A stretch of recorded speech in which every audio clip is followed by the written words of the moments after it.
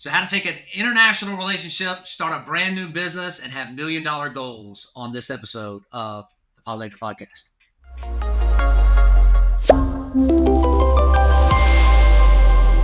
First of all, Jamie, nice to meet you. We got to meet Jody in person. She had mentioned that besides you guys being married, that this is not the first business that you guys have run together. So I'd love to have a little history of like, one, how did y'all meet? And then that transition into like, okay, we're married. Now we're going to do business together. And let's do this more than once. I think we have a great answer to that because it's in reverse to everyone else. So she hired me 20 years ago. And so I was an employee from Canada. I was working on a software company. I was there handling their accounts because she was a tough client. I knew you were going to say that. He always has to bring that up. I don't understand. I wasn't that tough. I just expect people to do what they say they're going to do. Exacting standards. You made another project manager cry. So I came on and I fixed the solution, and it was fantastic. And we developed a relation over the phone where I was doing quality work. They were getting the results they wanted. And we had some side conversation about, would you ever want to work for us?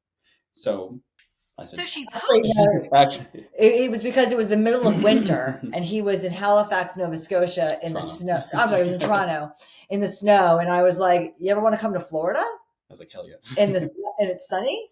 And we were both married to other people at the time. Right. Oh, so that was not the plan. So it was usually of like, you're really good, like work, like, right. And I want to poach you basically because you did 100% all hire, got hired, brought me on as their technology lead. We worked together for 2 years. And during that 2 years, both of our relationships were dissolving for natural reasons, unrelated to each other.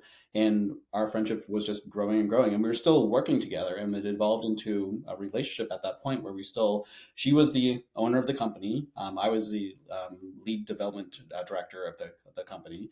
And we still worked together on that business. And that wasn't our business yet. It was just hers and her business partners. Oh, wow. It took many years till we got married. Oh, wait, so how long did y'all work together before you got married? So we worked together for 2 years. And then we developed a relationship, and then 6 more years before he finally realized he didn't want to let me go. Yes. And I had another business. Yeah, you'd already been here long enough to establish permanent residency and all that kind of stuff. No, he hadn't. No concern of that whatsoever. He was on a work visa. Yeah. That's sort of like the tipping point. So I left that company, separated from my business partner. He still worked there. He had no choice because that was his work visa. Right. He wanted to leave very badly and he couldn't figure out how to do it. And I was like, well, if you can't figure out how to do that, then we got a problem. Well, it actually went one step further where I actually quit the company and I moved back to Canada and we were doing long distance dating and trying to figure out how do we make this work. And I knew how to make it work. There was a realization. Just in case there's anybody from ICE watching this podcast, it was all legit and above board. Right. We were together for a long time before we finally got married and he got his green card. Yeah, I mean, I've known our daughter, before we were married, she was an infant, less than 1 year old, and now she's 21. So there was a huge history there. Wow. Oh my gosh. Jody, when you left, you started your own business at that point? So, sort of. So Jamie and I had started building a software as a service platform called Expect Referrals. And we started that in the other business. And part of my exit agreement was that we got that software. So when Jamie finally left the other company and, came back to the States, that's what we did for the next 4 years, about 4 years working on that. Mm-hmm. And that's an interesting, if you're ever going to test a new marriage, try starting a software as a service company and looking for an investor.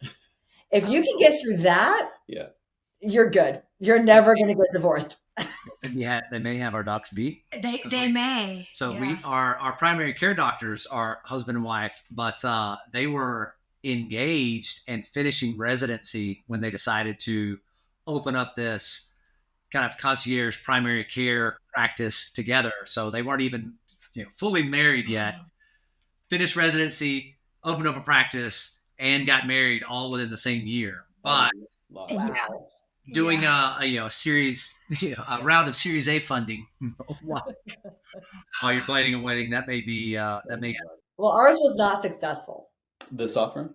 The software was great. The revenue was not there. We really struggled. This was not, in business, I think your failures really put you on the right path towards the kind of business you should own. Software as a service was not the right fit for us at all. At the time, particularly with lack of funding. Like we soft grew from our grassroots. We got it out there. We had it in 13 countries, 8 languages. It was doing its thing, but there just wasn't enough sustainable revenue to maintain it. Yeah. It was also very early in the market for referral software. So anyone watching this that now owns a referral software company, you're welcome. Because we paved the way. It's on your blood, sweat, tears. Absolutely. And because there are many successful ones out there now that all came after us. Yeah. We probably have a whole different conversation about that, because it's definitely an interesting business model, and I'm particularly interested in that because I used to be involved in a lot of networking groups and large, international networking organizations, and marrying kind of the old school traditional approach with kind of a software to help with that was always kind of an issue. But it's just like with any software, it's not doesn't matter how good the program is. It's can you get the users to actually use it? Absolutely. Yeah. If you can't find the user base and they don't care, it really doesn't matter. Yeah. Which could be said about any kind of marketing. Well, right? That's very true. So then what was the transition between that and what you're doing now? Well, it was about a decade. About a decade in between, where my mom passed away right towards the end of our working on the software, and I just couldn't be an entrepreneur at that moment. I needed structure. So I went out into the workforce and had a couple of different positions, and Jamie decided to open up a consulting company. So he's been working on his own for the last 10 years. In his business, where I was out doing other things. And this new company that we have started together just began January 1 this year. Of this year. Yeah. So we're newly back together, working together. But we've always been on and off collaborative on everything that we do. So it really doesn't matter that we haven't been officially in the same business. Where she's ran a clinic for 8 years, I'd be jumping in, doing some marketing work, doing consulting work, and we're always doing parallel work. So we're always collaborating together. So what is the structure now why don't you just tell us about the new company, kind of what the goal is? I know y'all have a very specific niche you're going after, hyper niche, some might say. But what are you doing that? And I kind of want to understand how y'all run in parallel doing that. Yeah. So as Jamie mentioned, I've been running a clinic for the last 8 years, a hormone therapy clinic. So bioidentical hormone therapy for folks that as they age, their hormones stop producing naturally. And after being a marketer for the last 25 years, this is an industry that I just fell in love with, and worked in that clinic from starting. Our revenue at the beginning was about $500,000 a year. And when I left in December, it was $4.2 million. And so along the way, as you can imagine, I figured out systems and protocols and things to do to grow a clinic. And since 2020, I have been sort of dabbling on the side with some other folks, not with Jamie, on consulting and training and implementing certain things into clinics. But we realized that 2 things. One, without good marketing, it was never really going to take off. And then 2, it was never going to work as long as I was working a full-time job. Like, tried that thing for so long, thinking it was going to happen, but there's just not enough hours. Doing a side hustle with one foot out the door, you think, I'll get to it later, and you never get to it. And so when I left the clinic, it was time to kind of reframe what we wanted our future to look like. And I realized that I've been in business with a lot of different people over the last 10 years, but I was failing to look at the person who was the most talented, the most driven, the most entrepreneurial. And so I asked Jamie if he wanted to join the team. And so that's where we decided to get back into business together. And it was great. I had to actually give up a lot of what I had already created because he wanted to reinvent it all. And so we just sort of took everything, threw out the window and said, let's start from scratch. And we pulled a lot of what we've already been doing, but we really worked to create it newly together. Yes, I think that's why we balanced well if everything that we ever did, because we have two strong different personality types. I'm the strategic technology engineering approach, and she's the relationship building, loving, caring, consulting, marketing approach. And I have a huge digital marketing background. And when I walked in, it wasn't that things were wrong, but there was an opportunity. How can we affect more people in a bigger scale versus thinking just one-on-one or one to a few? And so when I walked in that way, we got back to what we did before, which is immediate collaboration. Let's break it down to build it back up. Yeah. He failed to mention we have a third partner who is like watching all this from the side going, oh, what did I get myself into? So this is a question I ask people a lot, because the kind of that transition or one person coming into the other business, it is our story as well. But Jamie, how long of a sales process was it for her to convince you to leave what you were doing to come on board with her? That is a great question. Months. So we tested the water a little bit last year where it wasn't going to be directly working together, but we had spun up briefly a partner marketing agency to work with her current company. So I did that with another partner and we were dabbling that. We tested it out, but we realized that there was going to be a lot of friction in that path. It just needed to be all under one umbrella and joint mutual ownership to really make these right decisions for the benefit of the whole company. And so I made that decision to shut down that company at the start of the year. And in that move, it was like, okay, you were right all along. We should have done it the way that you suggested and not. That's on video, by the way. I know. For all the world to see. I am sure that's not the first time he's told you. Yeah.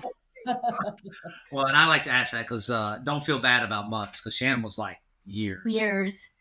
From like my perspective, I and we had talked about this on a previous episode as well. Like my background, I never had any intentions of being a business owner, being an entrepreneur. That was never even in my thought process. It was you get a good education, you go to college, you get a degree, you get a good paying job, you've got that safety and that security, and that was the path. And it was only when this career that I had, I was starting to hit that ceiling of like, there's nowhere else for me to go, or I wasn't really feeling like the work that I was doing was being valued or I was being compensated appropriately for what I was doing, that there was enough frustration there that the little voice from, in my ear saying, you should come work with me, actually, like, I even started giving that consideration, because for years I was like, no. No. So, but now, it'll be 3 years in July. Yeah. Since I left, and then we rebranded. And so, I can't imagine actually going back and ever working for She's somebody unemployable else. At this point. Which I never ever thought in a million years this is where I would be. So yes, it was a much longer sales cycle. But it's just interesting to see that for across all the people. Some people, it has been that long story, or it's been months, like they really took, and then other people are like, no, I quit the next day, and it was this immediate thing. But so for anybody else out there maybe watching or thinking about it, like, hey, all paths can lead to the same endpoint. It sounds like you, Will, and you and I are same, and Shannon and Jamie, they're same. I jump first and ask questions later, and Jamie will think about jumping for a long time. So it depends. Yeah, we have to. I and I'm not one to back down. Well, see, that's her. Yeah. Well, no, I think we both. He's the oldest. He's the firstborn. I'm the oldest. Pretty much raised as an only child, so we both can be very strong-willed, But it depends on what the issue is, where one of us will definitely have a much stronger feeling or response to the other. Yeah, because I would say I'm much more of the kind of technical engineer around things in certain aspects, and but Shannon's much more of the systems and process, and actually, that was the main thing. Like, she came in at first, and I think it was about 6 months in, and she's like, I'm really not sure what my best use here is, my role and what I'm doing. And then later that day or week, I come in, and she's like, kind of getting on to our son about this project that he didn't do until like the last minute, and she's like breaking it down, and she's like, look, we've got to have these things in weeks, and like, we're going to do this part here and this part here, and I'm just like, this what you're doing right now, like, look at this for me. Right. Yeah. And I'm like, okay. And it's still taking a little while, but yeah, because that's not my background. Like, I literally have a master's in dietetics and nutrition. Like, I'm a registered dietitian, and then I went from that into like medical sales for 7 years. So that's where I really learned like sales and networking and marketing and building relationships. And now I'm over operations. So it's been a whole lot of learning curve and lots of new things. So what is and as you're doing this and working with these clinics now, like, kind of putting these systems, is that like ERP, or no, what is it? Electronic? We're not building software anymore, developing anything like that. We are developing educational content to train and educate doctors on how to grow a clinic from a business, sales, and marketing perspective. Right. I'm very much a systems guy, and I look at problems for, how do you reapproach things? How do you develop a model for someone to have success? And the oftentimes issue that most businesses have is they look at their marketing first, and you're like, well, we have problems. We need more leads. We need more dollars. So let's do our marketing, and there you challenge your sales. Like, the problem usually is not at the top of the funnel; it's at the bottom of the funnel. Is how is your business model set up? How's your team? Is your culture? How's everything fitting together? So we created a framework called the Power Framework, which is called positioning. And that's how you position your business, your UVP, your pricing, your strategies, Your goals. Then you go into your operations. How do you actually run that business? Is it streamlined? Do you have a system? You have tactics in place to do that. Your workforce. Are you hiring the right people? Are they operating from a place of culture? Are they actually operating from a place where they're not toxically bringing you down, and they're helping your patients as well? Next is experience. You really have to have that experience shine through to really make sure that if a new patient came in, they want to stay. And lastly, at the top of the funnel is revenue, which is your sales and marketing. So once you have all those other layers fixed, refined, optimized, then you go into the sales and marketing to really push through, because that way when someone comes in, they know you, they want to be there, they love you, they're going to stay. Yeah. So would you say most of your clients they've been in business for a little while, and now they're just kind of hitting that ceiling? It kind of varies. So, I mean, being that we've only been doing this for a few months, we don't have a ton of clients under the AMP umbrella.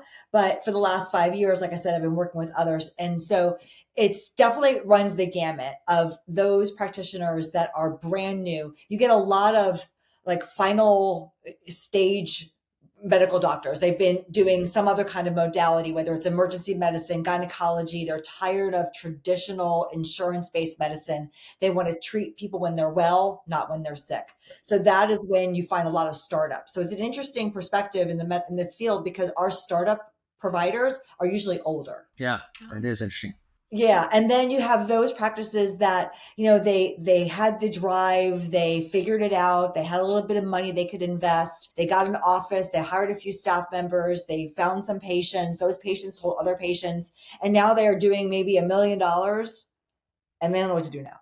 And they're stuck. And they're stuck. Right. Mm-hmm. And it's because they, as Jamie mentioned, they focused on marketing. Get me my patients, get more people in the door, but they didn't build a proper culture. They don't have any goals. I mean, I've worked with some providers that I'll say, well, how much money did you make last year? I don't know. Let me check with my accountant. Yeah. I made X amount of dollars. Okay, well, where did that money come from? You do 5 different services. Right. I don't know. It just goes in the bank account. So, Were you profitable, which is a big one. right. So we're really trying to reteach doctors. So I say providers, because nurse practitioners, physicians assistants can also own hormone clinics, but we're trying to reteach them that it's medicine, but it's retail. Like, these people pay cash out of pocket.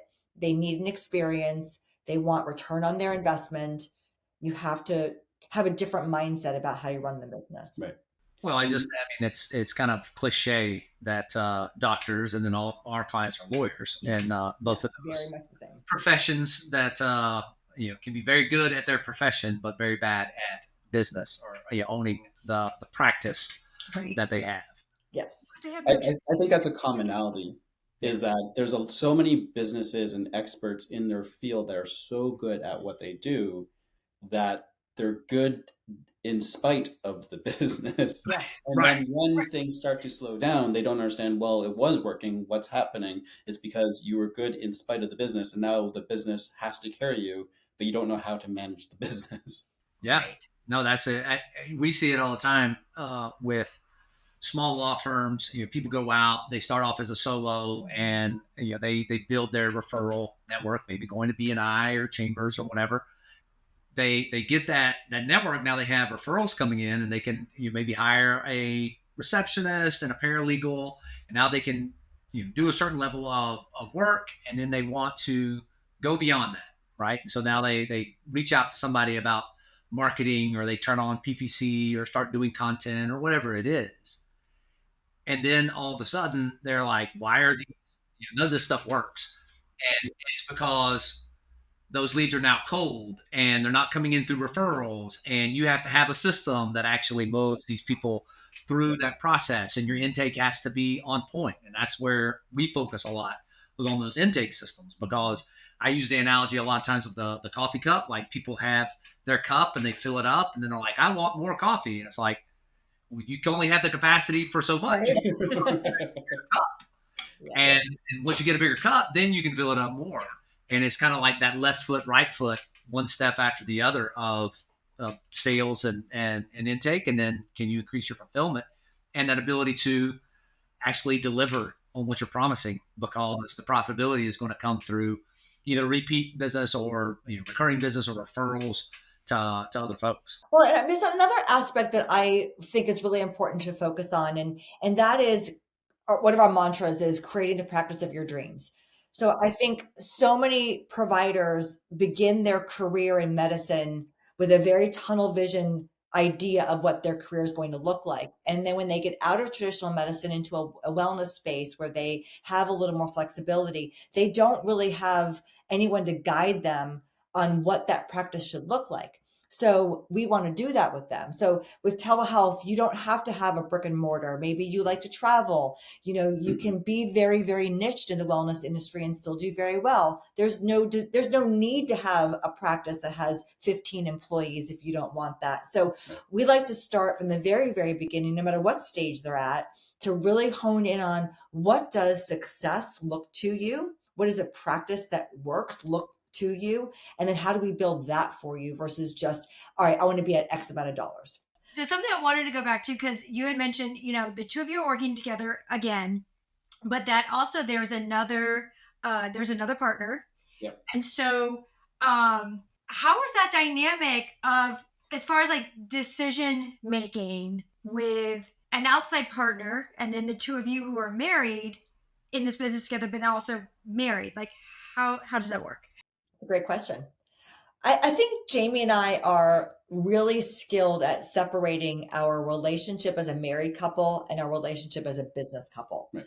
And when we go into meetings, because we're at the startup stage, right? So we're doing a lot of conversations, decisions, and we're not great at keeping our passion and emotion out of our communication, but we are really good at not taking each other's sides, just because we're married.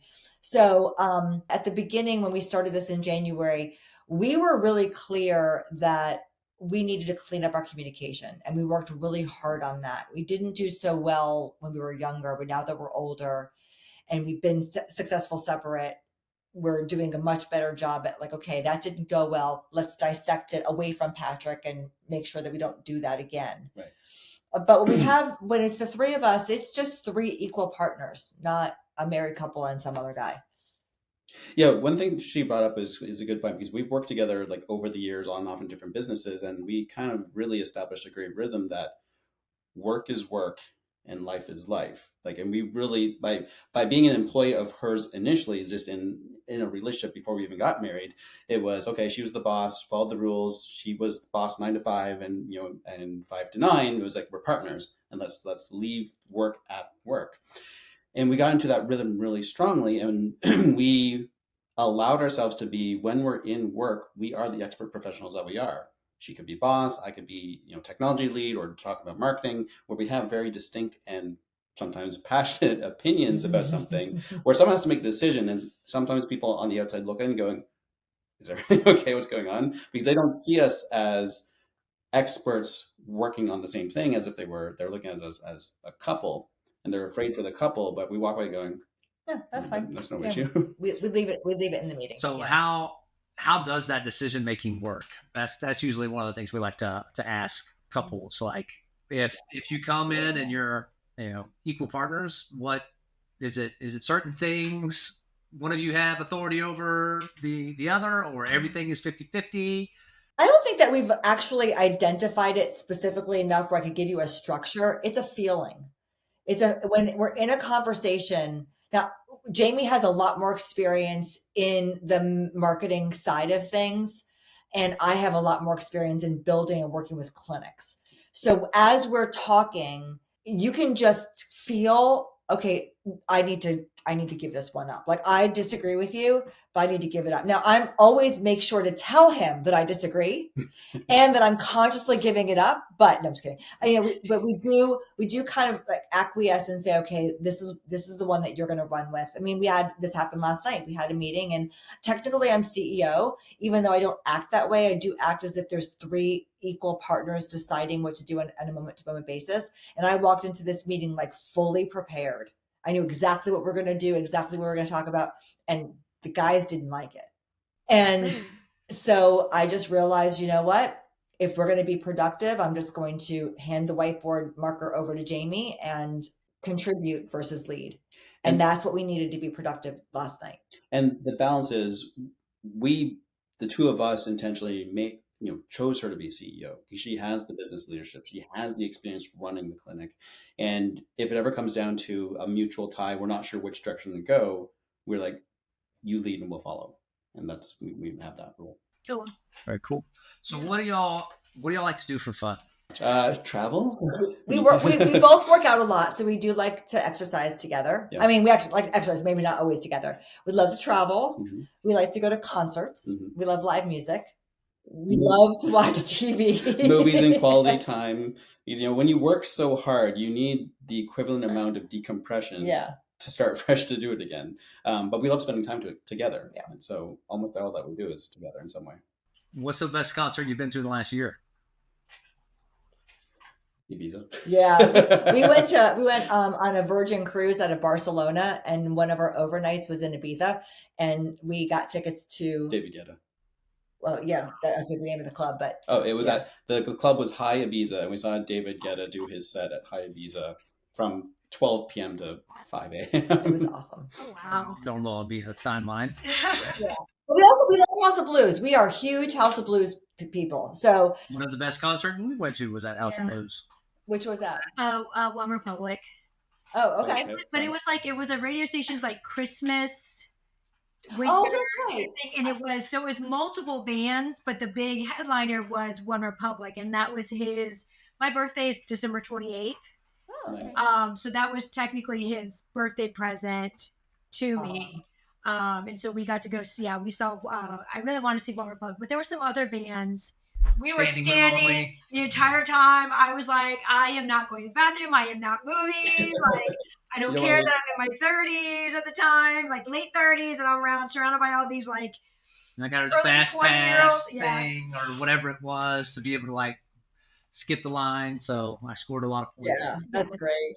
I think it's so important to be able to enjoy each other's musics, the concert, collaborate, enjoy. Say, this one may not be my favorite, but let's go together and enjoy it, and vice versa. And so my favorite band is Metallica.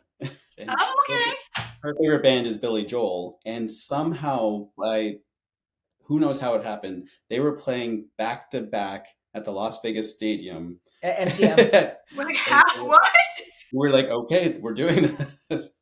Very different genres, but back to back. That's Totally bizarre. It was the perfect mix. We're like, okay, it was made for us. But something I was thinking about is like looking back at the years prior when you guys were working together, and now there that large kind of gap where you guys were each doing your own thing and now working together now.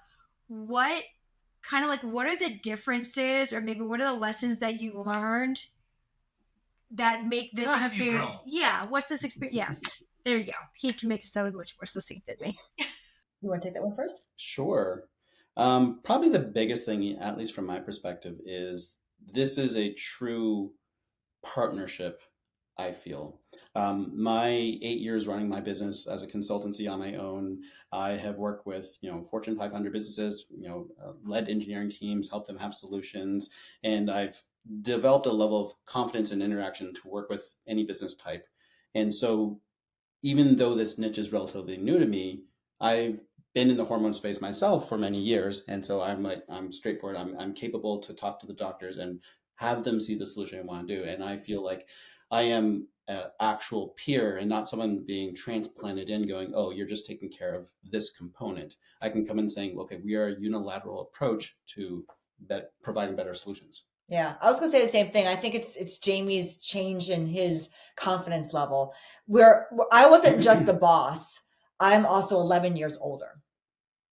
And so I always had a natural leadership role over him. And I think that hurt us when we were in our first two businesses together, in terms of like really him thriving and growing. And that 10 years when we were apart, like he said, he found his own worth.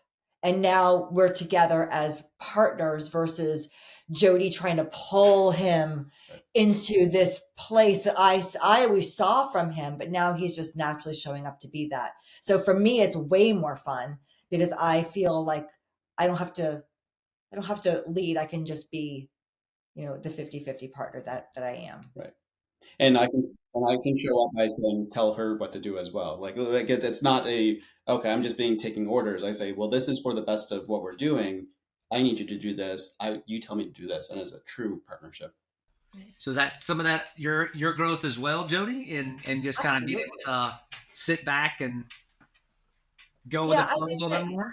Yeah. As you age, you realize that you don't have to prove your leadership all the time. You can actually, I follow the Hermosis a lot, and I love Layla, who talks about, right. That's right. You guys did the workshop. I love how she talks about, the best way to be a leader is to create a leader and to have that person create a leader. And so I definitely think that my maturity as a person, as a business owner, as a leader has added to that as well.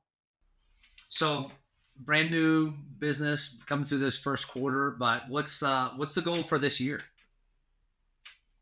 We have several goals. What kind of goals we're talking about? Financial, clients. Yeah. What's like the one, the Keller, the one thing, like if you achieve this goal, all the other goals would kind of naturally fall in place along with that. We have built a roadmap, and if we create everything on that roadmap, I will be very, very happy. Our goal is $1 million by the end of the year.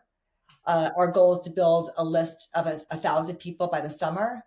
And we have a tremendous amount of content. Like, we did this the right way. Instead of just starting to go out and sell, we sat back, the three of us, and really created all the content that we wanted to put out there, from a free model, a done with you model, a done by yourself model, and a done for you model. And now we're just in creation mode. And we have our new flagship course coming out at the end of the month. It'll be our first real product that we're putting out there. And so if we just stay on course, we will be great. Yeah, that's one thing I'm most excited for is part of the transition, coming in and reevaluating everything was looking at that opportunity to say, let's not get stuck in just 100% agency mode, which is a traditional easy fallback for us because we've had that experience. We run agencies, but that's just providing solutions for clients one-on-one. You're just working all the time. And so slowing things down with the intentionality of saying, we'll have part of our business from the agency, but we'll have part of our business from the retention products, from the coursework, from the online elements. We do retail approach, and we can do webinars and really do free content. And by making that roadmap, we have the path to dual incomes that we can support a different niche client base, specialized, and then everyone else is providing revenue through the other services. Nice. So are you doing are these going to be live webinars? Are they going to be like on demand webinars, both? So the webinars will be live. Okay. The webinars will be they'll be free and to introduce the courses. Eventually, when we have enough courses, then we'll have everything inside of a membership site where people can sign up and have access to everything. We're also creating products. So being that we've worked in the clinic environment for so long, Patrick and I have a lot of knowledge about just tools and resources that doctors don't need to invent themselves. So we're just putting those on as products that they can purchase. Then we will be growing to quarterly live Zoom workshops that will be very specific about a specific topic. And then ultimately creating a weekend conference just for providers to learn about business, marketing, and sales. Well, So a winter conference for all those Canadian and northerly doctors. Yeah, that's a good idea. if they are able to fly down there, Oh. absolutely. There's that. it's true. There is that. Well, I think this has been awesome to get to know you guys and understand what you're doing. Where can people go to find out more about what y'all are doing and the courses and all the content in those practices? Yeah, everything is at our website, acceleratedmedicalpractices.com. We have an Instagram, we have Facebook, we have a LinkedIn, and we have a YouTube channel. We put our content on all platforms. So whichever platform floats your boat, that's where you can find us.